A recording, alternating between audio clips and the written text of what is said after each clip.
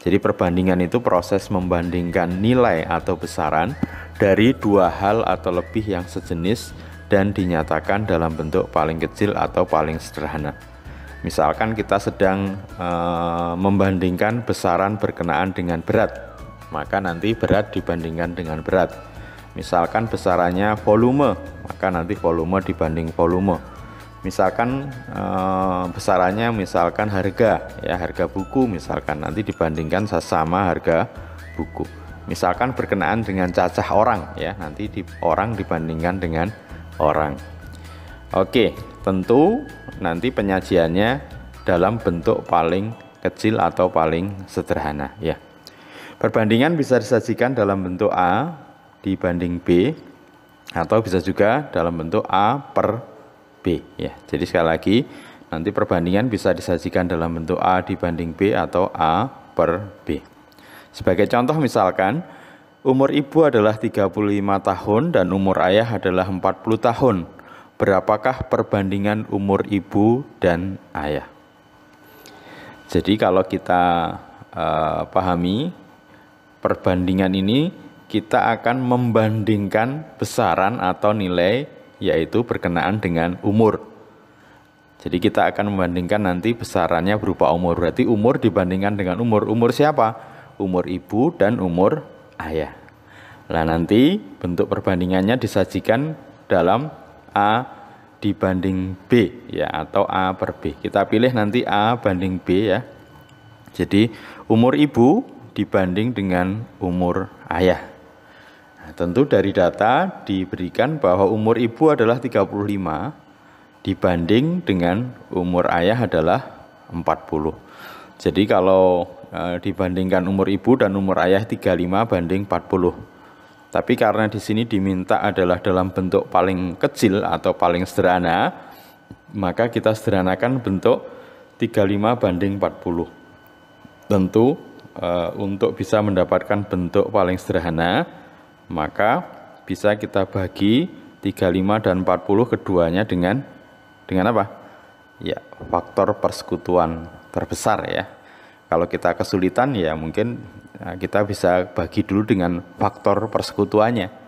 Nah, tentu 35 dan 40, ini belakangnya 5, ini 0, pasti bisa dibagi dengan 5. Kita bagi dengan 5. 35 dibagi 5 dapat 7, 40 dibagi 5 dapat 8. Nah, tentu 7 banding 8 ini sudah perbandingan yang paling sederhana. Jadi yang bisa membagi bersama 7 dan 8 ini hanya 1. Berarti ini sudah menjadi perbandingan paling kecil atau paling sederhana. Atau bisa disajikan nanti dalam bentuk 7 per 8. Jadi umur ibu dibanding dengan umur ayah adalah 7 dibanding 8, ya. Oke. Jadi sekali lagi perbandingan adalah proses membandingkan nilai atau besaran dari dua hal atau lebih yang sejenis dan dinyatakan dalam bentuk paling sederhana atau paling kecil. Dalam permasalahan yang diberikan ini, besaran yang dibandingkan adalah umur, ya. Oke. Sekarang coba perhatikan permasalahan berikut ini, ya. Jumlah siswa dalam suatu kelas adalah 42 orang. 24 diantaranya adalah siswa perempuan. Tentukan perbandingan jumlah siswa laki-laki dan perempuan, ya. Oke. Dalam konsep perbandingan yang disajikan ini, besaran apakah yang ingin dibandingkan? Ya, tentu yang ingin dibandingkan adalah jumlah siswa, ya, yang mana nanti mau membandingkan jumlah siswa laki-laki dan jumlah siswa perempuan, ya.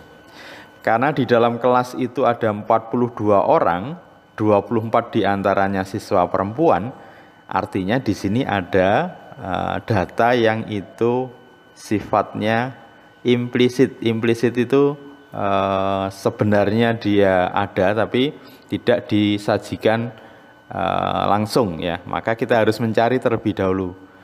Jadi kalau di kelas 42 perempuannya 24, tentu jumlah siswa laki-laki bisa dicari. Nah, itu berarti data implisit, ya.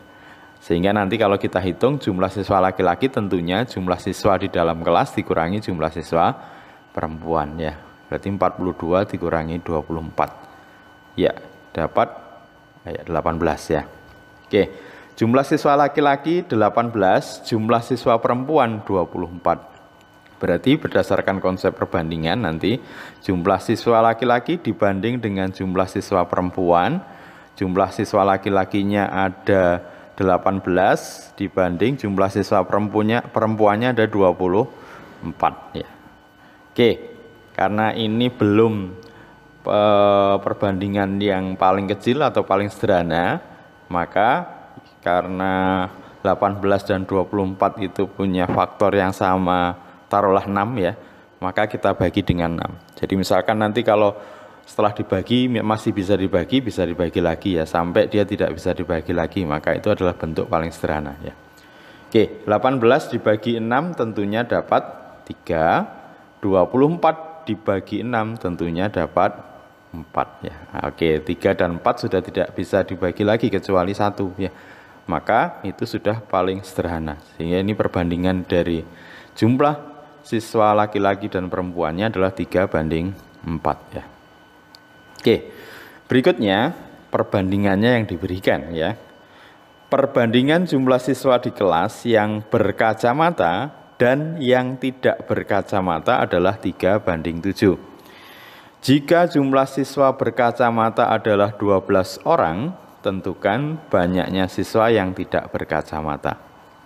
Oke, jadi kita akan gunakan cara yang pertama ya. Cara yang pertama nanti kita akan lihat ada berapa besaran yang ingin dibandingkan ya. Atau di sini kalau dilihat ya jumlah siswa berkacamata dan yang tidak berkacamata ya. Berarti ada 2. Yaitu jumlah siswa berkacamata dan nanti siswa yang tidak berkacamata. Oke.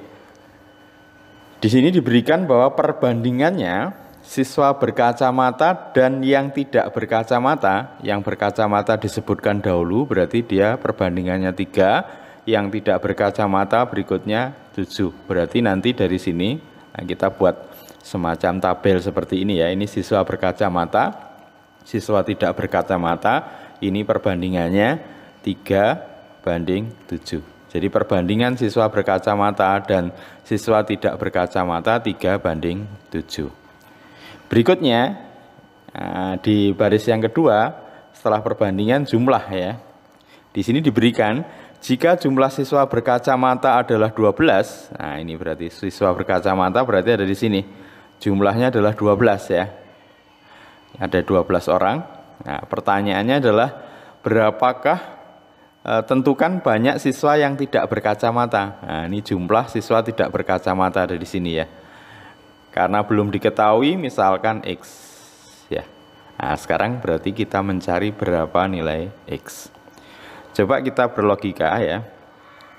Kalau siswa berkacamata itu dapat dengan perbandingan 3, jumlah siswanya, jumlah orangnya adalah 12. Maka kalau siswa tidak berkacamata perbandingannya 7, itu jumlahnya ada berapa gitu ya. Maka untuk menyelesaikan ini kita lihat kalau perbandingannya 3 ternyata menjadi 12, berarti 3 ke 12 ini dikali berapa? Nah, tentu dikali 4 ya. Ya, jadi perbandingannya itu skalanya 4.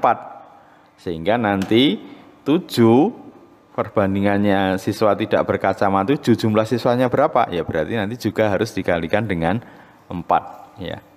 Sehingga didapatkan 7 kali 4 adalah 28. Jadi X-nya adalah 24. Nah, mudah-mudahan bisa dipahami dengan baik ya. Atau cara yang kedua, kita bisa gunakan perumusan ya. Jadi nilai X sama dengan perbandingan X dibagi perbandingan yang diketahui dikali nilai yang diketahui ya. Jadi kalau kita ingin mencari nilai taruhlah yang belum diketahui itu X, nanti kita bandingkan perbandingan dari nilai X dan perbandingan nilai yang diketahui dikali nilai yang diketahui. Sehingga dari sini kita bisa mencari nilai X. Nah, karena perbandingan dari X itu adalah 7, sementara perbandingan nilai yang diketahui ini adalah nilainya diketahui ya 12. Perbandingannya adalah 3, berarti 7 dibagi 3, 7 dibagi 3, nah kali nilai yang diketahui adalah 12. Nah, kali 12 ya. Oke, sehingga nanti 12 bisa dibagi dengan 3 ya, dapat 4. 7 kali 4 sama dengan 28. Sehingga jumlah siswa yang tidak berkacamata adalah 28. Ya, mudah-mudahan bisa dipahami ya. Jadi yang pertama kita buat daftar dari perbandingan yang diberikan ya. Di sini ada siswa berkacamata dan siswa tidak berkacamata. Perbandingannya 3:7. Kemudian yang berkacamata diketahui jumlahnya 12. Nah, 3 ke 12, oh dikali 4. Maka untuk mendapatkan nilai X, yaitu siswa yang tidak berkacamata, berarti juga harus dikali dengan 4, yaitu 28. Oke, berikutnya. Pak Irfan memelihara ayam jantan dan betina di kandang. Ya. Perbandingan ayam jantan dan betina 4:9. Jika banyaknya ayam seluruhnya adalah 325 ekor, tentukan banyaknya ayam jantan dan betina masing-masing. Ya. Oke, jadi di sini ada berapa kategori di sini ya? Ada 2 ya, yang dibandingkan yaitu ayam jantan dan ayam betina. Nah, kita gunakan cara yang pertama, kita buat semacam tabelnya ya. Ini ada ayam jantan, ayam betina, dan di sini perhatikan banyak ayam seluruhnya. Nah, berarti ini menjadi satu kategori tersendiri yaitu ayam seluruhnya. Ya, kalau tadi berkacamata dan tidak berkacamata, sekarang ayam jantan, ayam betina, dan ayam seluruhnya. Nah, ayam seluruhnya berarti nanti penjumlahan dari ayam jantan dan ayam betina ya. Oke, sekarang kita amati perbandingannya. Diberikan data bahwa ayam jantan dan betina itu perbandingannya 4:9. Berarti nanti 4 itu perbandingannya ayam miliknya perbandingan ayam jantan, 9 miliknya ayam betina. Berarti ayam jantan 4, ayam betina 9. Nah, kalau ayam seluruhnya berarti perbandingannya berapa? Ya tentu 4 ditambah 9. Nah, ayam seluruhnya berarti perbandingannya adalah 13. Didapat dari perbandingan ayam jantan ditambah ayam betina. 4 ditambah 9 sama dengan 13. Nah, sekarang jumlahnya ya. Jika banyak ayam seluruhnya adalah 325, berarti di mana tempatnya? Ya di sini ayam seluruhnya. Ya, ini adalah 300, ayam seluruhnya 325. Yang diminta adalah tentukan banyak ayam jantan dan ayam betina masing-masing. Berarti ayam jantan ini misalkan nanti X, ayam betina itu misalkan Y. Nah, ini X dan Y ini yang nanti kita cari ya.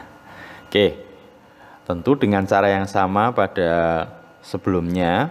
Nah, kita lihat kalau ayam seluruhnya itu punya perbandingan 13 dan jumlahnya 325, maka untuk menuju ke 325 ya, 13 untuk menuju ke 325 itu dikali berapa? Nah, berarti kan 325 dibagi 13 ya. Oke. Dapat berapa? Iya. Karena belakangnya 25 ya. Iya. Jadi 13 perbandingan dari ayam seluruhnya ini 13, maka untuk mendapatkan jumlah 325 berarti 13 harus dikalikan dengan 25. Maka untuk mendapatkan nilai X, ya 4 ini kita kalikan dengan 25. Dapat berapa? 4 kali 25 ya 100 ya, 100 ekor ayam jantan ya. Sementara untuk mendapatkan Y atau jumlah dari ayam betina ya 9 kita kalikan dengan 25. Berapa? Ya 225 ekor. Jadi ayam jantan jumlahnya 100 ekor, ayam betina jumlahnya 225 ekor. Itu cara yang pertama. Bisa juga kita gunakan cara yang kedua, di mana nilai X sama dengan perbandingan X dibagi perbandingan yang diketahui kali nilai yang diketahui ya. Jadi kalau kita mencari nilai X di sini, nilai X ini berarti nanti perbandingan X itu berarti 4 ya, dibagi perbandingan yang diketahui tadi kan ayam seluruhnya ya. Ayam seluruhnya perbandingannya 13 ya. Sementara nilai yang diketahui dari ayam seluruhnya 325 kali 325. Berarti nanti 325 bisa dibagi dengan 13 dapatnya 25. 4 kali 25 100. Jadi nilai X atau jumlah ayam jantan itu ada 100 ekor. Sama untuk mencari nilai Y ya. Ini nanti diganti Y, berarti perbandingan Y dibagi perbandingan yang diketahui. Perbandingan Y itu 9. Berarti 9 dibagi ayam seluruhnya. Kita bandingkan dengan ayam seluruhnya. Berarti perbandingannya 13 kali banyaknya ayam seluruhnya 325. Ya. 325 bagi 13 25. 9 kali 25 225 ekor. Jadi nilai Y atau jumlah ayam betina 225 ekor. Kita bisa juga nanti untuk mencari, kalau tadi ayam jantan sudah dihitung, bisa menggunakan perbandingan dengan ayam jantan ya, untuk mendapatkan ayam betina. Berarti 9/4 kali 100 bisa juga. Oke. Berikutnya, Pak Hasan memelihara ikan nila dan ikan mujair pada kolam yang sama dengan perbandingan banyak ikan nila dan ikan mujair adalah 7/9. Jika selisih dari banyaknya ikan nila dan ikan mujair adalah 48 ekor, tentukan banyaknya ikan nila dan ikan mujair masing-masing. Jadi di sini ada dua jenis ikan ya, ikan nila dan ikan mujair dengan perbandingan 7/9. Sementara yang diketahui adalah selisih dari banyaknya ikan nila dan ikan mujair, yaitu 48. Nah, sehingga kalau sebelumnya adalah jumlah, sekarang yang diketahui selisih. Nah, berarti ada 3 kategori nanti ya. Oke, kita gunakan cara yang pertama, ada ikan nila, ada ikan mujair, dan berikutnya adalah selisih dari ikan nila dan ikan mujair. Nah, karena data yang diketahui selisihnya. Kalau sebelumnya jumlahnya ya, sekarang selisih. Oke, kita amati perbandingannya. Perbandingan dari ikan nila dan ikan mujair 7/9. Berarti ikan nila dapat perbandingan 7, ikan mujair 9. Ikan nila 7, ikan mujair 9. Berarti perbandingan dari selisih kedua ikan ada berapa? Ya tentu yang besar dikurangi yang kecil. 9 dikurangi 7. Berarti selisih dari banyaknya ikan mujair dan ikan nila atau sebaliknya perbandingannya adalah 2. Jadi 9 dikurangi 7. Oke, sekarang jumlah ya. Nah, di sini diketahui bahwa selisih dari banyaknya ikan nila dan ikan mujair 48 ekor. Nah, berarti selisih ada di mana? Nah, ada di sini ya. Berapa? 48 ya. Pertanyaannya adalah berapa banyak ikan nila dan berapa banyak ikan mujair ya. Anggap aja ikan nila nanti di sini nilainya adalah X, ikan mujair adalah Y. Nah, kita sedang mencari nanti berapa nilai X, berapa nilai Y. Kalau sudah seperti ini ya seperti cara-cara sebelumnya ya. Karena selisih dari ikan mujair dan ikan nila itu dapat perbandingan 2, jumlahnya 48 ya, 2 ke 48. Nah, tentu dikali berapa? Ya 48 dibagi 2 dikali 24 ya. Jadi 24 dikali 2 dapat 48. Sehingga untuk mendapatkan nilai X dengan cara yang sama, maka perbandingan 7 juga akan dikalikan dengan 24 ya. 7 kali 24 ya 168 ekor ya. Jadi nanti banyaknya ikan nila ada 168 ekor. Kemudian untuk mendapatkan ikan mujair perbandingannya 9. Nah, dikalikan dengan 24. 9 kali 24 216 ekor ya. Nanti kalau ini dikurangkan tentu dapatnya adalah 48 ya. Oke, ini cara yang pertama. Cara yang kedua, dengan menggunakan nilai X sama dengan perbandingan X perbandingan yang diketahui kali nilai yang diketahui, maka nanti untuk mendapatkan nilai X kita lihat nilai X ini perbandingannya adalah 7, sementara perbandingan dari selisih ikan itu 2. Berarti 7 dibagi 2. Nah, sementara nilai yang diketahui dari selisih ikan adalah 48 kali 48 ya. Very easy ya. 48 bagi 2, 24. 7 kali 24, 168 ekor ya. Jadi nilai X adalah banyaknya ikan nila, 168 ekor. Bagaimana dengan nilai Y? Oke, nilai Y dengan cara yang sama, berarti perbandingan dari nilai Y ini adalah 9 ya. Kalau dibandingkan dengan selisih ikan ya 9 dibagi 2 dikali ya, selisih ikan jumlahnya 48 kali 48. 48 bagi 2, 24. 24 dikali 9 sudah dihitung ya, 216 ekor. Jadi nilai Y atau banyaknya ikan mujair itu 216 ekor. Silahkan nanti bisa dipilih di cara yang pertama ataupun cara yang kedua.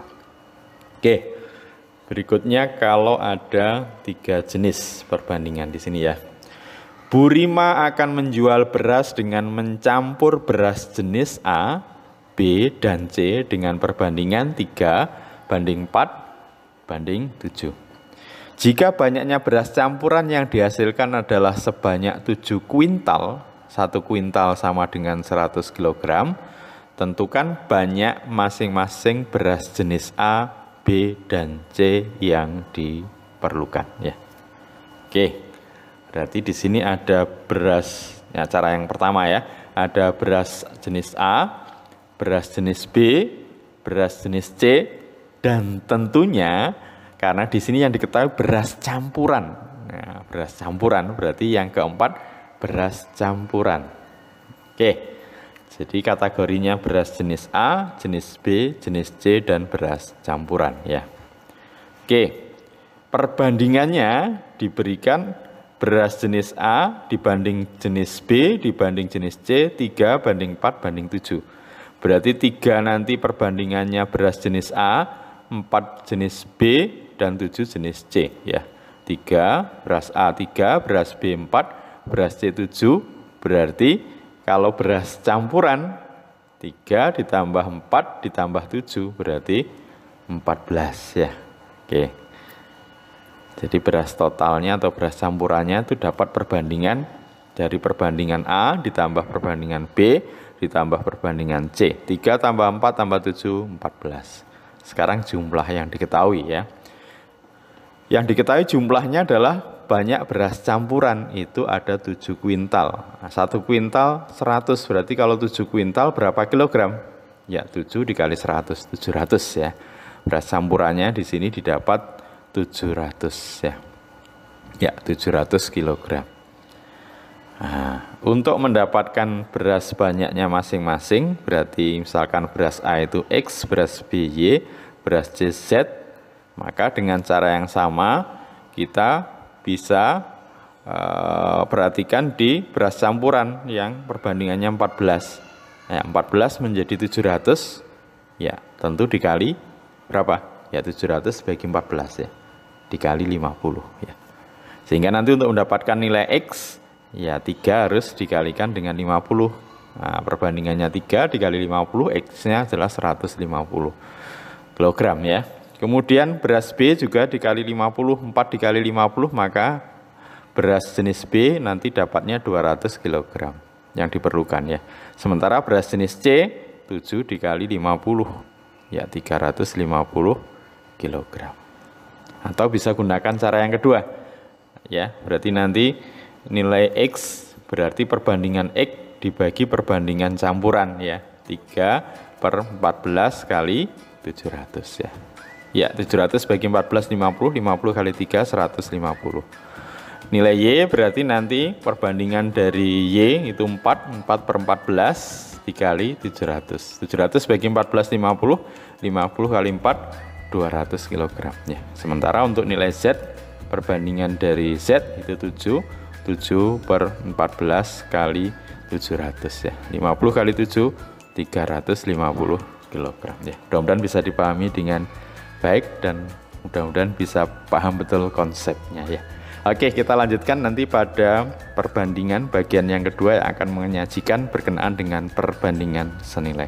Terima kasih. Tetap semangat belajar matematika ya. Sampai ketemu lagi. Wassalamualaikum warahmatullahi wabarakatuh.